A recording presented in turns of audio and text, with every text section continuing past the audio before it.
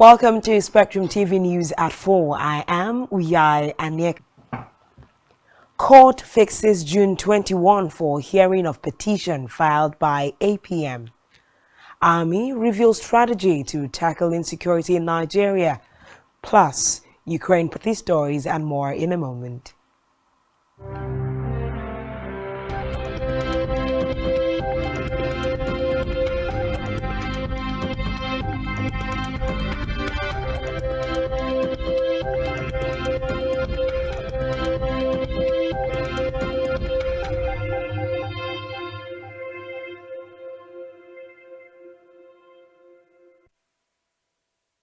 A very good afternoon and thanks for joining us.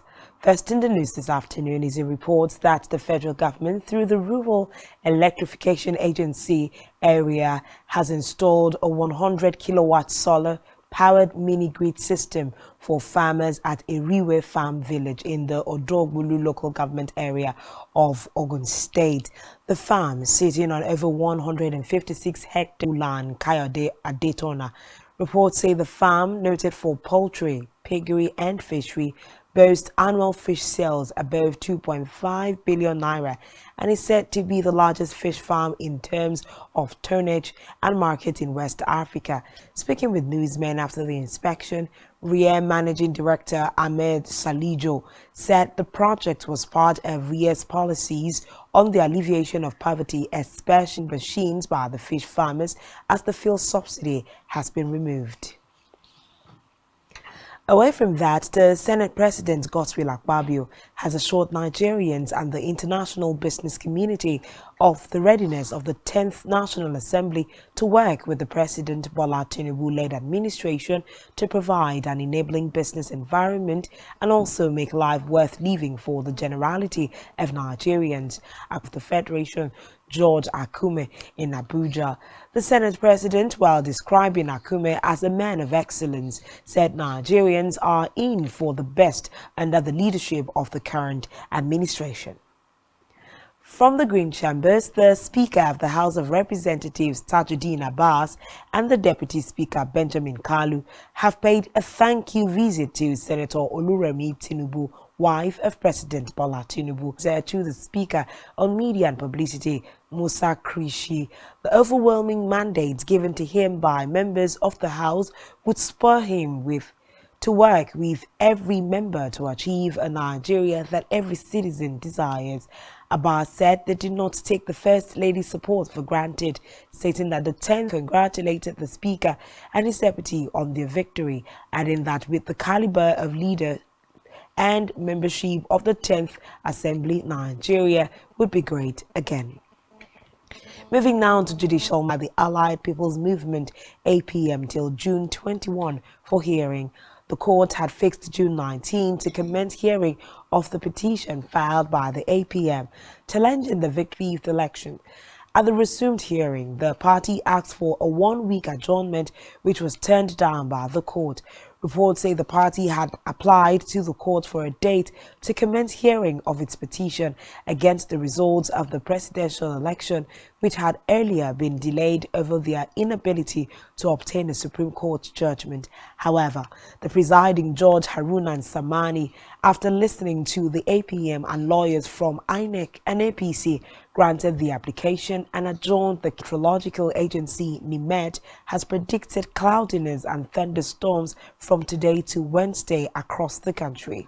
The NIMET weather outlook predicted a cloudy atmosphere today with patches of clouds over the northern region with prospects of thunderstorms over parts of Adamawa, Kaduna and Taraba State. NIMET also forecast thunderstorms over parts of Sokoto, Zamfara, Borno, Taraba during the day and cloudy atmospheres over parts of inland states of south and coastal cities in the morning, with chances of isolated thunderstorms over parts of Lagos, Cross River, Akwa Ibom, Rivers, Delta and Bayelsa State. According to the agency, thunderstorms are expected over the entire region later in the day. On electoral matters, the new Nigeria People's Party (NNPP) has tasked the ELSA Kogi and Imo State. NNPP also tasked the INEC to adequately test-run the bimodal voters accreditation system, BVAS, to avoid awkward story of glitches, hitches, and mandatory Agbo Major made the remarks at a news conference in Abuja. At the conference, Major explained that NNPP demanded free, fair, credible, transparent, inclusive, and peaceful governorship political parties and their candidates participating in the polls and ensure the people's mandates are active. Has raised the alarm about the increasing activities of human traffickers operating through northern borders. The director inaugural joint technical working group meeting on a memorandum signed between Nigeria and the Gambia held in Abuja. Waziri Aziz said it would be their heaven. The DG added that historically, traffickers used border points in the southern parts of the country, like the semi-border, to smuggle, people out of Nigeria. But in the past 5 years, security matters. The General Officer commanding GOC 1 Division, Nigerian Army, Major General Olufemi Akinjobi, says the Army has adopted realistic training that will enhance officers within the 1 Division area of responsibility on Monday in Kaduna. Report says the 5-day training has brought together participants of the ranks of captains to colonels in the 1 Division area of responsibility. Akinjobi said the workshop was organized to refine capacity in the single and joint service operations planning process. According to him, warfare has become increasingly complex due to changes in the nature of threats and technological advancements. Move now to education, where the Academic Staff Union of Universities, ASUNS, the ASU National President Emmanuel Osodike, said it would have been better if the money are given to those set of students who are very poor. According to him, there are more than 1 million students in Nigerian public universities, and the loan cannot adequately cater for students' tuition. Osodike will not meet the stringent requirements to access and repay the loan. In another development, Governor Abu Kefas of Taraba State has approved the immediate dissolution of all existing boards and commissions in the state, as well as caretaker committee chairman of the 16 local government councils. The directive is resolved with immediate effect. The dissolution was contained in a statement signed by the secretary to the state government as 48 hours from the date of the announcement. Now to Africa, where Pope Francis has led prayers at the Vatican for the victims of an Islamist attack in the western town of Mumtwe. Meanwhile, the Ugandan army has said it's pursuing the militants from a group known as the ADF. According to the army, the militants kidnapped 6. Uganda's President Yoweri Museveni says he is no longer infected with COVID-19. Museveni said that after 11 days of testing positive, he is now a veteran graduate smoking and alcohol, but exercise and eat healthy African food. On the foreign scene, range weapons. Zelensky said the request was made during a phone call with Sunak, emphasizing the need to increase sanctions pressure on Russia. The Ukraine leader thanked Sunak for organizing the Ukraine provide Kiev with Storm Shadow missiles, which have a longer range than other Western supplied rockets and missiles. Still on the foreign scene, voters in Switzerland have backed a new climate bill designed to cut fossil fuel use and reach net zero carbon emissions by 2050. The government says the country needs to protect its energy security and the environment as global and gas towards the use of renewable sources. Meanwhile, opponents had argued that the measures would push up energy prices, saying such measures would cause energy bills by financial cloud over treble triumph. To stay with us for details after this time out.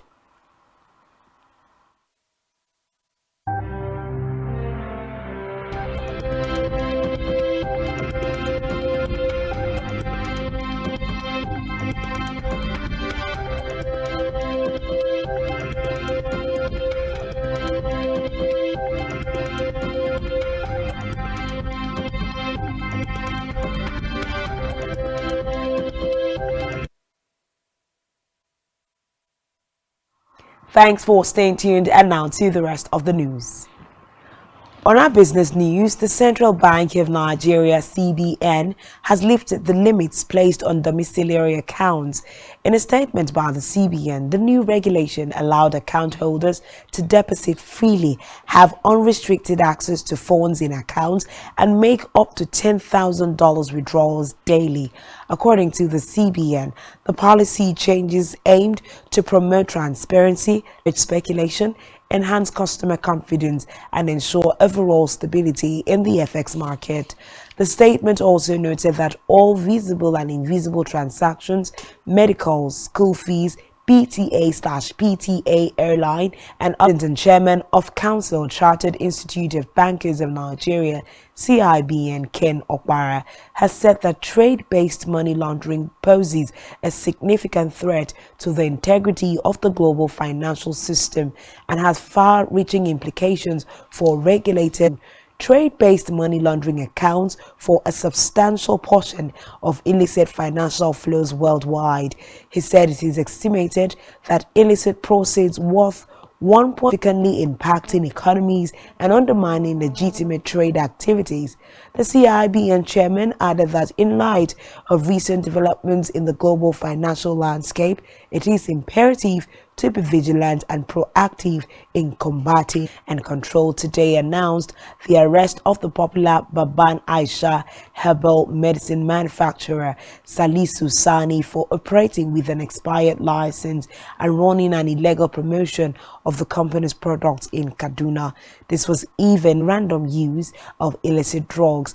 Addressing journalists in Abuja, NAFDAC Director General Professor Mojisola Adeyeye reiterated that the agency has a duty to regulate the manufacture, distribution, advertisement, and use of drugs, foods, and chemicals to protect Nigerians coming down with organ damage, stroke, or sudden death.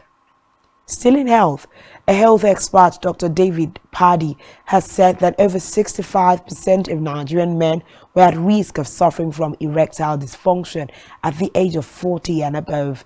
The medical expert attributed the situation to lack of regular exercise, continuous consumption of processed foods, in Ebonyi State, while calling for urgent measures to checkmate the issue. Paddy added that men who suffer from erectile dysfunction, Barak, has voiced his frustration that financial fair play charges are overshadowing the club's success on the pitch, vowing an FA Cup last season, becoming just the second English side to manage the feat. According to reports, City were charged in February with 115 alleged breaches of the Premier League's financial fair play regulations dating back to 2009 and accused of not cooperating in an investigation. As soon as possible. Calderon, speaking to in-house club media, said he could not comment in detail on the charges for legal reasons, but that he would have a consulting manager 4 years after leaving to join Leicester City. The Northern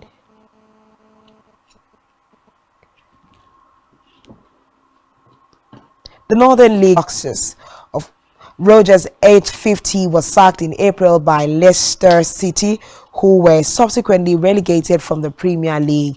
He won 7 domestic trophies in a row during his first spell at Celtic from 2016. John Powell, best known as Big Pokey, has died at 45. The Houston-born rapper collapsed on stage during his performance at a bar in neighboring Beaumont, Texas. Clips from the event showed Pokey with a mic in his hand interacting with a DJ on stage when he exhaled heavily, lost his footing, and fell on the stage. He was eventually transported to the hospital a little after midnight after the EME showed up. The rapper was proclaimed dead at the hospital. A statement on the rapper's verified IG page, Fast Chat organized by Tubaba Foundation today in Lagos, said no support was small or much, noting that the award-winning singer, while sharing his experience at one of the IDP camps, said that he could feel their pains and wished he could do more for them to help put a smile on the faces of IDPs.